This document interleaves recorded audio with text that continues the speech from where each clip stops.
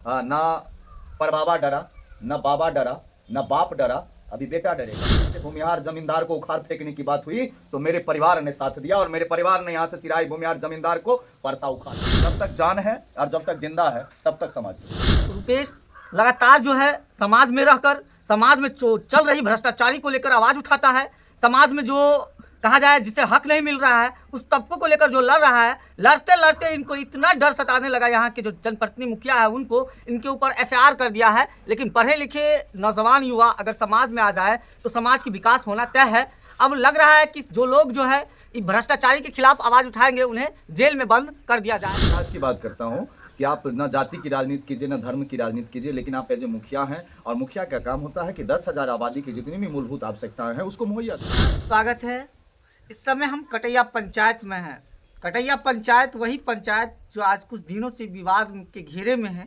बता दें यहाँ के एक समाज सेवी रुपेश जी है, लगातार जो है समाज में हर तरह के मुद्दों को लेकर जो है आते हैं और उसे जो है समाज को किस तरह से सही पैटर्न पे लाना है इस पे काम किया जाता है। लेकिन के ऊपर मुखिया ने आज इनके ऊपर जो है एफआईआर कर दिया है। एफआईआर में यह दर्शाया गया है कि हमसे रंगदारी मांग रहा है। आखिर रुपेश क्यों रंगदारी मांग रहा है? क्या समाज में लोगों को जो है उनके हक दिलाने की बात कर रहा है? इस पे अगर वह आवाज़ उठा रहा है जिसे उसको लग रहा है कि हमको रंगदारी की डिमांड किया जा रहा है। कई दिनों से जो है इस पंचायत की चर्चा मधुबनी ज़िला में लगातार हो रही है कि रुपेश कौन है, रुपेश आखिर क्या चाह रहा है, मुखिया से क्यों रंगदारी मांगने की कोशिश कर रहा है। आइए तमाम सवालों में स्वागत है। जी, आपका भी स्वागत है। मेरे गांव पे आए, मेरे घर पे आए, मेरे पंचायत में आए, आप प्रखंड में आए, आप दूसरे प्रखंड से भी आते हैं, आपका बहुत बहुत स्वागत है। साथ ही आपके जितने भी समर्थक हैं, जितने भी लोग हैं, उनको भी बहुत बहुत धन्यवाद। रंगदारी मांग रहे हैं, क्या आप बहुत बड़ा क्रिमिनल है या एक तरह के कहा जाए कि समाज में जो भी चीज़ चल रही है आपसे बर्दाश्त नहीं हो रहा है, समाज की जो भला करने वाले के लिए अगर किसी तरह का आवाज़ उठा रहा है तो यह सिर्फ रंगदारी ही मांगा जा रहा है, उनके द्वारा लगाया गया आरोप है। क्या कुछ सच्चाई है? ये आरोप एक मंडगढ़ंत आरोप है और इस आरोप में कहीं से भी सत्य का कोई प्रमाणित नहीं है। अगर सत्य का प्रमाणित हो तो मैं प्रशासन से बार बार दरख्वास्त किया हूँ कि सभी लोगों का कॉल डिटेल की जांच होनी चाहिए कि कौन लोग कितने देर मुझसे बात किया है, कब बात किया है। जहाँ तक रंगदार का बात होगा महोदय, मैं आपको बता दूँ कि मैं एक सब शिक्षक हूँ और मैं खुद एजुकेटेड हूँ। मैंने 8 बरस तक मथौर चौक पे बीए और इंटर तक के बच्चों को पढ़ाया है, मैट्रिक तक के बच्चों को पढ़ाया है। तो रुपेश ऐसा एक सभ्य होने के नाते वो रंगदार नहीं हो सकता है, बशर्ते समाज को सही दिशा में लाने के लिए वो जरूर लड़ सकता है और वो जरूर गलत लोगों को कह सकता है। रंगदार नहीं हो सकता है। इसके रंगदार तो जो आरोप लगाते हैं सबसे बड़े रंगदार तो वही हैं। देखिए, कई दिनों से प्रेस कॉन्फ्रेंस आप भी किए हैं, उधर मुखिया पति कर रहे हैं प्रेस कॉन्फ्रेंस। आखिर वजह क्या है? समाज में जो लोगों की हक है, क्या समाज में विकास नहीं हो रहा है? इन तमाम मुद्दों को लेकर आप जो है खड़े उतरते हैं, क्या यही चीज़ आपके जो है पीछे पड़ गया है सर? जी निश्चित, मैं विकास की बात करता हूँ कि आप न जाति की राजनीति कीजिए न धर्म की राजनीति कीजिए, लेकिन आप एज ए मुखिया हैं और मुखिया का काम होता है कि 10,000 आबादी की जितनी भी मूलभूत आवश्यकताएं हैं उसको मुहैया करवाना। सड़क हो, नाला हो, पानी हो, बिजली हो, रोजगार ही क्यों न हो, मनरेगा के माध्यम से जो भी सुविधाएं आपके पंचायती राज के अधिनियम में है वो सारी सुविधाएं मुहैया कर। परंतु यहाँ के मुखिया जी का एक ही भ्रम है कि पैसा कमाओ, इस पंचायत को लूटो, परंतु काम ने कहाँ काम किया होगा। 14 वार्ड है इस पंचायत में, 14 वार्डों में हम आपको रिक्वेस्ट करेंगे कि आप एक एक बाइट और एक एक विजुअल कम से कम बनाइए 14 वार्डों से। और जो 2 वार्डों में वो है मुखिया, जहां से वो आते हैं, उन 2 वार्डों की स्थिति देखिएगा तो जमीन और आसमान का अंतर। अपने हिसाब से वो झिटकोहिया को लंदन बनाने की कोशिश कर रहे हैं और कटैया पंचायत के 12 वार्डों को बद से बदतर बनाने की कोशिश कर रहे हैं। लेकिन रुपेश जैसे बेटा इस समाज ने पैदा किया है और रुपेश इस समाज के लिए लड़ता रहेगा। एक 85 लाख का हॉस्पिटल मेरे गाँव में अर्धनिर्मित है, उसको बार बार ऑब्जेक्शन करके रोका गया है। एक 3 करोड़ रुपया 4 करोड़ का एक पुला बनना बछरजा पे बाकी है, उसके लिए मैंने कई बार मंत्री से मिला और ये कहते हैं कि रुपेश क्या है। रुपेश इस समाज का एक गरीब का बेटा और गरीब ही है जो इस समाज के लिए लड़ता रहेगा। रुपेश क्या है? रुपेश एक गरीब का बेटा है जो उस गरीब समाज के लिए लड़ता है। देखिए, क्या समाज के लोगों को ये चीज़ आप बता रहे हैं कि रुपेश कहाँ गलत है, नहीं है? समाज के लोग क्या कुछ समाज के लोग सब जानते हैं। कहते हैं, कहावत है, जनता सब जानती है। जनता सब जान रही है, और जनता इतना जानती है कि अगर आज के डेट में अगर इनको बहुत अहंकार होगा कि हमको जनता पसंद करती है, तो आज रेजिग्नेशन दे दे।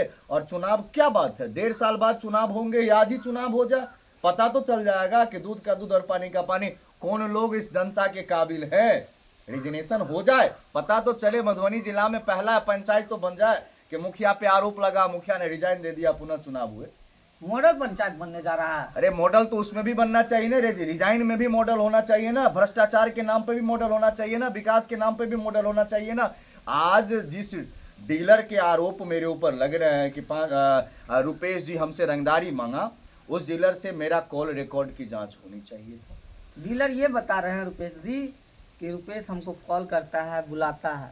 काहे बुला रहे हैं उसको? मैं बुला रहा हूं कि समाज को 5 किलो दो। मैं बुला रहा हूं कि तुम जो भ्रष्टाचार कर रहे हो उसको रोको। दिक्कत इसी बात का है, और अगर उनको ज्यादा दिक्कत है तो वो भी जाए कानून में मेरे विरुद्ध एक FIR कर दे। बोलने से राजनीति में कुछ नहीं होने वाला। वो राजनीति करने के लिए आए, वो डीलर नहीं है, हम जानते हैं। और उनकी राजनीति अगर करेंगे तो मैंने MO को कंप्लेन किया है कि अपने डीलर को शांत रखिए, नहीं तो राजनीति में अगर पिसाएगा तो उसको भी पिसना होगा। डंके के चोट पे बात कहते, रुपए डरता नहीं है किसी से। एक FIR क्या 1000 FIR हो गया तब भी नहीं झुकेगा। तो समाज के विकास की बात करने वाले जेल जाएंगे। हाँ, निश्चित जेल जाएंगे। लेकिन आपके पत्रकार बंधु, मैं आपके जानकारी के लिए बता दो कि प्रशासन भी सत्य का साथ देता है। आज बासुपट्टी थाना प्रभारी हो या जयनगर के DSP साहब हो या मधुबनी जिला के SP साहब हो या DIG DGP, मैंने सबको पिटीशन भेज चुका है। कहिएगा तो मैं आपको दे सकता हूं। मैंने यहां से CM आवास तक, मानव विकास तक मैंने पिटीशन भेजा है कि रुपेश के विरुद्ध ये जो आरोप लगे हैं इस पे जांच होनी चाहिए, और जांच उपरांत जो दोषी हो उस पर कार्रवाई होनी चाहिए। अभी आवास प्लस में नाम जुट रहा है, पंचायत में तो पूरा भ्रष्टाचार है। रुपेश जी के अगर जहां तक कि कोई अगर जनता वहां से अगर देख रही है हमारी वीडियो, अगर रुपेश जी को वहां बुलाया जाता है, अगर कोई पदाधिकारी आके पैसा मांगता है, उस पे आप रुपेश जी कितना खड़ा उतरेंगे? देखिए, हम ऐसे पहले भी करते थे और इसी के कारण हमारे ऊपर FIR हुई, और अभी भी करेंगे। जनता आज भी फोन करती है, आज भी कहती है, तो हम उस जगह पे जाते हैं, वहां पहुंच करके उसको मदद करते हैं। ये तो मेरे ब्लड में है बॉस। डर नहीं लग रहा? डर नहीं लग रहा? ना परबाबा डरा, न बाबा डरा, न बाप डरा, अभी बेटा डरेगा। यहाँ से जब सिराही से भूमिहार जमींदार को उखाड़ फेंकने की बात हुई तो मेरे परिवार ने साथ दिया, और मेरे परिवार ने यहाँ से सिराही भूमिहार जमींदार को परसा उखाड़ के फेंक दिया। तो यहाँ भ्रष्टाचार को उखाड़ना है और गलत दलाल लोगों को उखाड़ना, वो रुपेश इस बार करने जा रहा है और उखाड़ के फेंक देगा। आप शिक्षित है, पढ़े लिखे हैं, कई बार जो है आप लगातार जो है समाज में रहते हैं, सभी लोगों को देखते हैं। समाज में जिस तरह से भ्रष्टाचारी हो रही है, जो लोगों को हक मिलना चाहिए वो नहीं मिल पा रहा है। आखिर इन्हीं सारी सवालों को लेकर जब आप पहुंचते हैं प्रतिनिधि के पास, क्या यही डर उन लोगों को सता रहा है कि रुपेश अगर यहाँ रहेगा तो हम लोग भ्रष्टाचार नहीं कर पाएंगे? देखिए, डर एक ही चीज का सता रहा। मैंने कहा था कि अब की बार 3000 पार।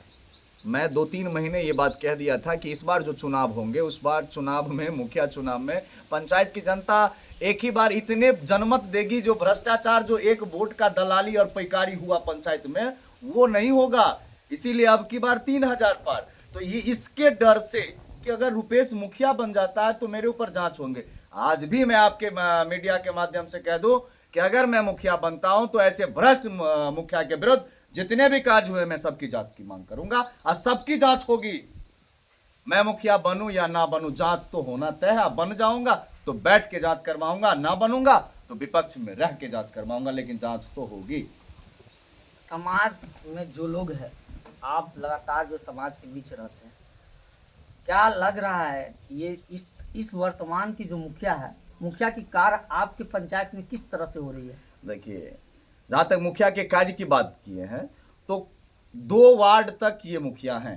पंचायत मतलब एक कहानी मैं आपको साधारण शब्दों में बता देना चाहता हूँ। ये माँ बाप का 14 ठो बच्चा है, और 2 ठो बच्चा को आप MBBS MD बना दीजिएगा, मतलब बहुत बड़े पद पे, और बाकी जो 12टा बच्चा है उस बच्चे को आप भूखे नंगे बिना कपड़े के बिना पढ़ाई लिखाई का छोड़ दीजिएगा, तो धिक्कार है ना ऐसे माँ बाप पे जो 14 बच्चा पैदा किया और 2 ही को देखा और 12 को बर्बाद कर दिया। वही कटैया पंचायत के मुखिया द्वारा इस पंचायत के जनता के साथ अवहेलना किया था। 12 वार्डों के साथ अवहेलना है, भेदभाव है, जातिगत भावना है, लेकिन 2 वार्डों में सिर्फ और सिर्फ पूरे बजट का बंदर बांट किया। उस भी 2 वार्डों में जो काम किया जाता है उसमें भी अकूट भ्रष्टाचार है, जो आने वाले समय में जांच होगी जरूर। मंदिर का जीर्णोद्धार हुआ, लाखों रुपया का बजट उस पर लगाया गया, तो जिस प्रकार से झिटकोहिया मंदिर का जीर्णोद्धार लाखों रुपया के बजट से हुआ, तो क्या सिराही में मंदिर नहीं है, क्या उसका जीर्णोद्धार नहीं हो सकता है? क्या मुस्लिम का कब्रिस्तान नहीं है, क्या उसका जीर्णोद्धार नहीं हो सकता है?